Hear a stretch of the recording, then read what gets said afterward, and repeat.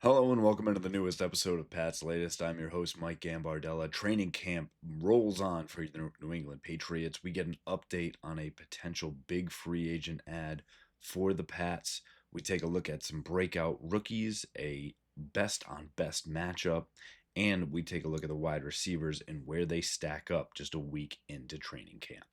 Before we get into everything, make sure you go down and subscribe for the channel. Get in the comments and let us know what you think about the potential ad of Christian Wilkins for the New England Patriots and which wide receivers will end up making the roster for your New England Patriots. Also, make sure you go down and give us a like. Go back and check out all of our old episodes so you know exactly what's going on in training camp and everything else with the Patriots, and make sure you're just following everything for us. We're going to have it all for you here on Pat's Latest, and don't tune out.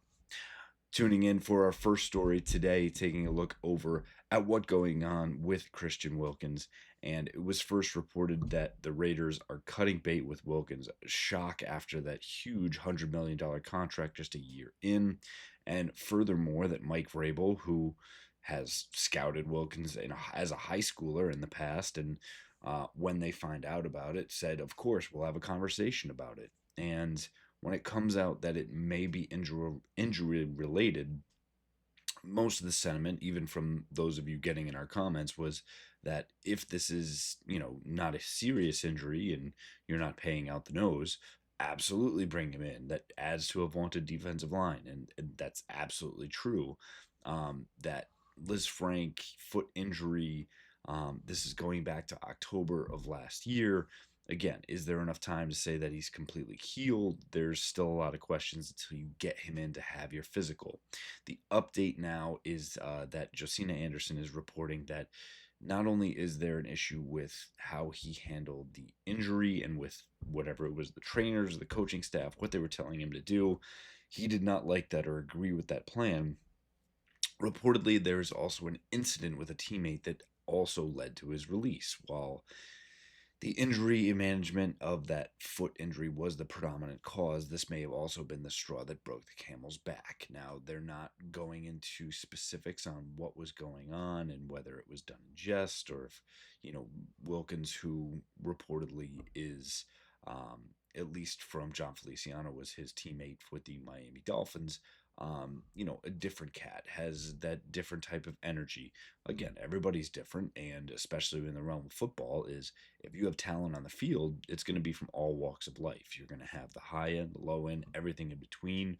You're going to have your comic book nerds. You're going to have your workout warriors, your classic car guys, everything. Um, Wilkins is a guy that, danced to the beat of his own drum, apparently, and that led to part of this incident. I think that there actually is a positive way to look at this, in that it isn't just injury related, which means there is an opportunity for the Patriots to get a really talented player to join their team that could have an impact. And again, these incidents can kind of pop up when you are a very talented player on a respectfully very bad team.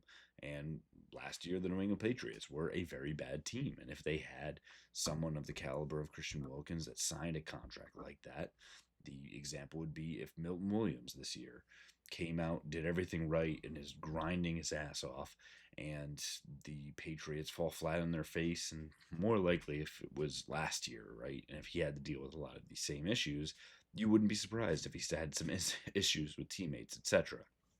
So while this is a negative story and you don't want to hear that he's having issues with teammates, it at least gives you some insight in that it's not all injury related, and that there is an opportunity for the Patriots to actually go and kick the tires on someone that could really help them as they push to make the playoffs in 2025. A big reason why the Patriots could make the playoffs in 2025 is Tayvon Henderson. And the way to look at this is that the talks of, James White, but the superhero version, you joke and probably shouldn't do so in sports, but, Kevin Falk, Dion Lewis, Danny Woodhead, Rex Burkhead, but on steroids, these guys that are now super fast, great run blockers, amazing pass catchers, just dynamite in space. And when asking Tayvon Henderson about what he's most excited about, and again, the Patriots putting second round draft capital into a player like this, into a running back, that is unprecedented from what you look at. And when Hendo was asked about McDaniel's offense, he said, the biggest thing is that McDaniels loves to get the playmakers out into space, and I feel like that's one of my strengths in my game. No kidding, Travion. Getting out into space in those one-on-one matchups, I'm really looking forward to that. And this is the perfect marriage of those things, right? A guy who absolutely excels getting into space, a guy that is going to make people miss, a guy that has breakaway speed, and then a guy that when he's not put out in there, when you think that he's going to leak out and you have to worry about it, but then he stays home and that you bring a blitz and he's a guy that's going to stick his nose in there and come and pick up a big block for Drake May, who's now able to hit Hunter Henry or Stefon Diggs or Matt Collins or Kyle Williams. This brings a truly new dynamic to this offense. And this is why, is it Hendo season? I think it very much is. I think at the minimum, you again have this 1A, 1B situation with Ramondre Stevenson. And that's to say, if Ramondre gets over these fumbling issues, earns back the confidence and trust of his coaching staff and offensive coordinator, and then you have a dynamic duo, if you would, in the vein of Jahmyr Gibbs and David Montgomery, but reversed. And yes, that's absolutely the pie in the sky. I think if you can just get back to the ways of old, the LeGarrette Blount and James White type deal, you would absolutely be thrilled with that. But I think at the very least, the talent level that what Tayvon Henderson is entering the NFL with is light years beyond everyone we mentioned of Kevin Falk, Dion Lewis, James White, Danny Woodhead, Rex Burkhead, the list goes on. All those guys had to prove themselves, had to work really hard to say, I've earned this spot. Tayvon Henderson has earned that from what he's done at the collegiate level. He's earned that by becoming a second round pick and nearly was a first round pick. He was close to being at that cusp. And now he has the chance to really be a truly important cog in this Patriots offense. Speaking of important cogs and what is going on with the best versus best, and I love the phrase iron sharpens iron, and that's what you have in Christian Gonzalez, who has quickly developed into a top 5 cornerback in the NFL, and Stefon Diggs, who for the majority of his career has been regarded as a top 10, 15 wide receiver. Now again, coming off of that injury over the age of 30, what have you, is he a top 25 receiver? You can have that debate.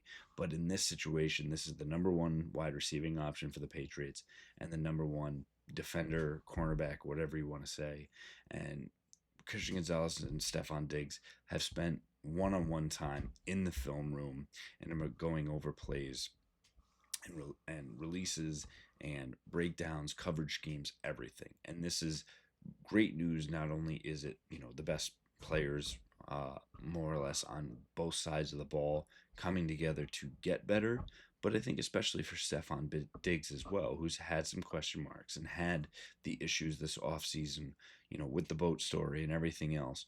But now that he's gotten to camp, he's engaged, he is now meeting with Christian Gonzalez. There's been many documented cases of anytime he's in wide receiver drills, he is, when not taking part in it, is on the sideline, watching who's ever involved, giving notes, talking to them. He is completely engaged, completely bought in to what Mike Vrabel is selling out there. Not Mike McDaniels, that would be weird, but Josh McDaniels as well as the offensive coordinator. And again, it's that time of the year where everything, and it's don't react to training camp hype videos. Don't overreact. Don't hurry overreact. But I think that there is times where you can read more into it, and that's not necessarily the splash of the highlight plays. It's what's going on off the field, what's going on when you're not involved in those drills. And I think that speaks more loudly than the one-handed grabs do at this point in time. And I think that speaks to both what Stefon Diggs is doing and to what Christian Gonzalez is doing. And Christian Gonzalez said, Diggs is always going against number one corners. So me kind of just trying to learn how he would tack a number one corner. And Christian Gonzalez knows he is the number one corner for this team, and he is a number one corner in the NFL. And now he is being smart enough to go out and say, we have a guy who's a number one wide receiver in this league, has been a very long time. Let me utilize that to my advantage. So kudos to both players for flexing their intellectual muscle as well as their actual muscle. And finally, taking a look at those wide receiver rankings, we know that Stefon Diggs is absolutely going to be number one for Drake May. We know that Pop Douglas has really cemented himself in having, that year three breakout, which is really known for wide receivers, can really be a thing for them, getting comfortable in the league, getting to a point where you're comfortable in your own skill set, getting to know your quarterback. That'll be year two for Douglas, getting to work with an offense coordinator that plays to your strengths with slot receivers and McDaniels. So again, your top two absolutely there. A bit of a gap to say then Kyle Williams as a rookie, but a third rounder who is showing great flashes. Absolutely will be in that mix, and absolutely the next one up will be Mac Hollins, who you invested nearly $10 million in to come in and be a pivotal point. And that's your top four wide receivers right now. And most teams usually only carry 5 or 6 wide receivers. So there's your 4. Who's the 5th? Right now, it is Kayshon Boutte. He has separated himself out. And with the injury to Mac Hollins and with Kyle Williams being a rookie, he has been the starter for this team in 3 wide receiver sets. He is out there working and grinding. So I think for right now, those are your 5 wide receivers. And you've got the next 4 guys really fighting for 1, maybe 2 spots, likely only 1. And in reverse order, Jalen Polk, who has not seen the field yet, last year's second round rookie. And the more time that works against him, the worse his spot looks like. He needs to be out there, and he needs to show he has the talent to match up with those top 5 guys. And right now, if you're not able to show that, you're not going to get there. And Javon Baker, who is out there, has had his fair share of drops and miscues and things on the field that you don't want to see, whether it's dancing and joking around after a drop or things of that nature. Or Stefon Diggs has even talked to him out on the practice field. That's going to knock you down. And then the 2 other guys who really likely are in position to battle for those is Kendrick Bourne, who is working with the number 2s with Kyle Williams right now. But again, you're a veteran working with the 2s. That's not boding well for you. It doesn't bode well for your future with the team to say that we don't trust you to be that number 1 guy. You've already been jumped by Kayshon Boutte. So to me, very much throughout this process, he has been, unfortunately, that more or less cap casualty, if you will. And I think Efton Chisholm continues to grind, continues to look good, and is a guy that if you are seeing a lot more of him, that means other teams get a chance to see more of him. And that means it becomes tougher for you to actually sneak him onto your practice squad. So you may think about actually keeping him on your roster. And again, he is one of 4 players that are actually working as kick returners right now as well. So whether that's your Gunnar Olszewski, your Julian Edelman, that type of guy who can get back there and find a way to make an impact. Dion Lewis did it for a very long time as well. Find a way to make an impact, to make yourself indispensable, because you know that you can get on the field and find a way to change the game. And I think Efton Chisholm has a way to do that and become the 6th wide receiver for this team. That'll do it for us here on this episode of Pat's Latest. Again, make sure you go down and subscribe for the channel. Get in the comments. Let us know what you think is going to shake out in this wide receiver room. Who's going to be the surprise cut? Who's going to be the starters at the end of the day? And should the Patriots really be making a play for Christian Wilkins? We'll continue to have everything here for you, so make sure you give us that like. Go back and check out all of our old episodes so you know what's going on with your Pats. And we'll continue to have everything training camp and everything else right here for you.